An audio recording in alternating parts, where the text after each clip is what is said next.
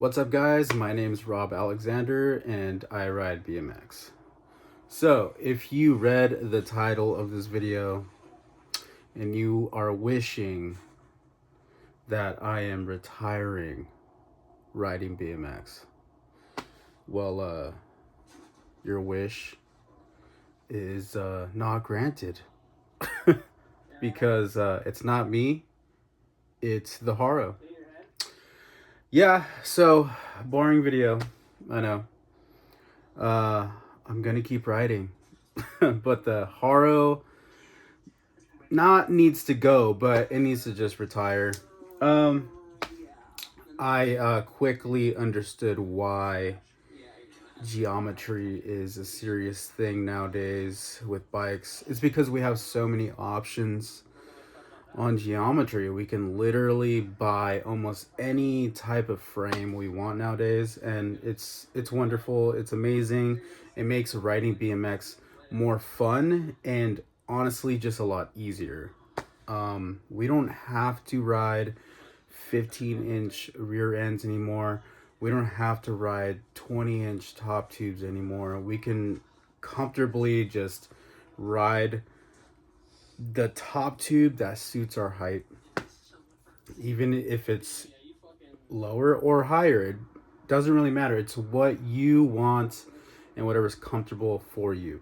So, yeah, throughout the years of getting back into BMX, so I probably started riding again in like 2017. I think I bought a Verde complete off of OfferUp for super cheap and got back into it. Quit for probably another year. Probably sold that bike. Got another bike. Got the homie to ride again. Slowed down. Not really quit it again, but I slowed down again, and it's just on and off. But for the last, I'd say 2 years, I've been super diehard. Definitely not riding every day, but the love came back for BMX because I realized that I'm 34 years old, and it's really hard. Some people are very lucky to have friends that are just die hard as well, but it's really hard at this age to pull your friends out of their houses and go ride bikes. um my homie Hamilton, one of my best homies, he just works all the time, so he would ride his bike every day, but he just works all the time. That's totally fine. And yeah, that and then my homie Chase, he just has other hobbies, so that's totally fine. But it's hard to get yourself to do it, which is why YouTube helps me a ton. Without YouTube, I would not ride my bike as much. It's just my motivation and gives me another reason to hop on my bike. um but yeah, got in pretty deep there, but BMX geometry. So yeah, I quickly realized that the Haro is just, it's just too hard. It's too hard to ride out in the streets. It's just, it makes everything harder, and I don't have to, you know, strain my muscles if I don't want to. And that bike makes me really try really hard. And um yeah, but it was a good experience. I love that frame. It's still gonna be in my possession. I'm just not gonna ride it. So I did. So throughout the years, I understood um, more about BMX geometry and what I like. So what I found out was I like a longer top tube and I like a longer rear end. The Colt that I have, which is over there, is perfect for what it is. I bought that frame to race and use at the pump track, but I found out it's pretty decent at the park. Now, in the streets, again, you really have to try to maneuver it, and I could do it, but I didn't buy it for the street. I bought it to basically work out on, to get the stamina up for BMX, which is go to the pump track. Um, so that's just literally gonna stay at the pump track and maybe skate park sessions sometimes when I run into like bigger obstacles like ramps and stuff. Just yeah, it's perfect for that, and I love that bike. But for an all arounder, uh, it's not it, because for one, the dropouts are 3/8, and you can't throw pegs on that. You're just gonna strip and bend your axle, and it's just gonna not be a good time. Waste of money, actually. Um, and the top tube is way too long. I bought that top tube just to pump around, and I knew 22 inches was gonna be way too long, but it is super fun. But it's not an all arounder. Spinning a 360 with that thing on flat uh, takes work. So the Colt, I love it, but its duty is not to be the all arounder, especially a 4 peg bike. It's impossible. I mean, it's possible, but you're just gonna ruin the bike. So yeah, which leads me into the frame I just purchased, which is gonna be on its way to my house probably tomorrow. I mean, packaged tomorrow, not at my house, but it'll be on its way soon. I just ordered it, and I ordered it from Powers BMX.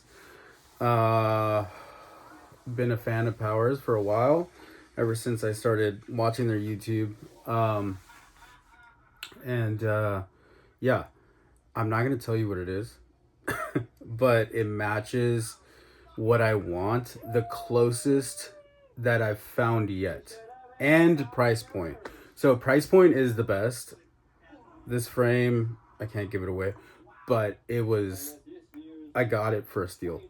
Um, but with these geometries, the only thing I found that was like even close to what I wanted was an S&M frame, and with shipping and everything, it was gonna be like 550, 600, and I don't even think I'm worthy to ride a frame that expensive anyways, and I would just be so anal about it, and I'd be scared to ride it because it was like just so expensive. But yeah, like a Black Magic would be like kind of close to an S&M Black Magic would be kind of close to the geometry I would want, or a or one of the trail frames, like the Hallahan frame or something like that. But mine's close. The one I got has a 74-degree head tube. It has a 21.25 top tube. And the rear end is 13.85 slammed, which I'm not gonna run it slammed, so I'm thinking it's gonna be like 13.95, 14, which is perfect. That's exactly what I want.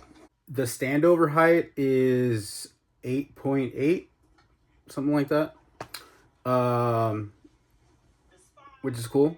I guess um your regular modern standover is 9, so this one's like a hair under that. The bottom bracket is like 11.3 or something like that, which is lower.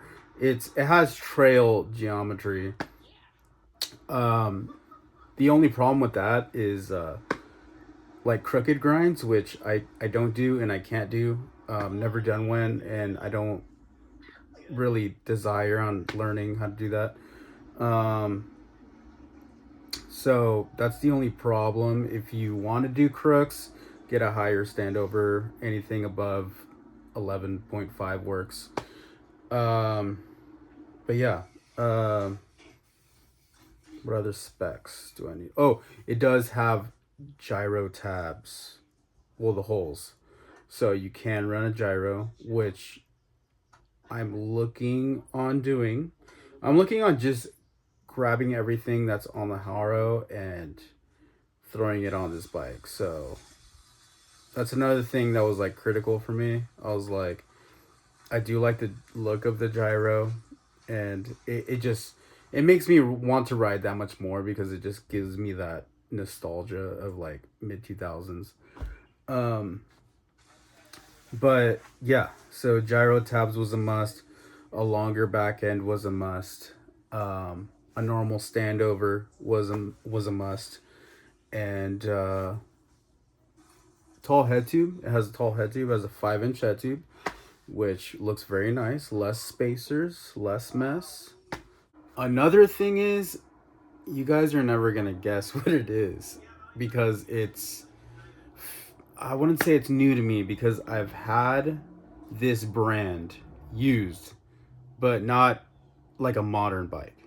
I've had an old one, and yeah, that makes it more exciting. But if you do want to guess, be my guest and comment below. The only hint I am willing to give you is that it is, I'd say, a pretty legendary mid-school brand. It's not a new brand. It's not newer than 2010. That's it. But yeah, that's pretty much it. Um, Super stoked. Can't wait till it gets here. I'm sorry, I can't tell you guys because it's, it's just more exciting if we find out together, you know. Well, if we both see it together, what I mean. Yeah, looking to do an unboxing and stuff, and yeah, not rest in peace to the Haro, but let the Haro rest in my garage with the rest of my frames. So yeah, just a talking video, probably not exciting at all, very boring. But if you are a follower of the channel and you like what I'm doing, then you might find it worth your time. So if you've made it this far, thank you. Always thankful for you guys, and remember to go ride your bike, because if you don't, you will regret it. Until next time, goodbye.